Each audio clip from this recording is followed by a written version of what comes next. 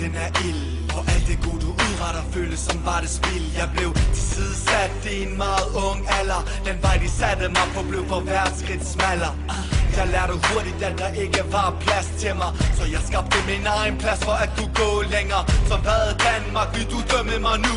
Efter du selv brændte mig og slog mit liv i tu. Men det er ikke en undskyldning for det jeg gjorde, så derfor undskylder jeg selv med alle mine ord. Jeg glemmer ikke de folk som har hjulpet mig igennem, hjulpet mig med at spise og hjulpet mig med at sove i en varm seng. For jeg glemmer ikke de dage jeg var alene. De hjemsøger mig stadig, min byrde er tung af 1000 sten. Jeg var forvirret og håbløs, følte mig forbandet. Ledte efter en syndebuks, og jeg bebrejdede landet. De kolde vintre, hvor jeg sov i en legeplads. Kunne ikke være derhjem, for derhjem havde jeg ikke nogen plads. Jeg kiggede tit ind af folks vinduer for at se de glade familier. Hvornår blev det mod min egen tur til at føle glæde, lykke og mening. Jeg skulle sten djævlen, men det er mig, der er til stening.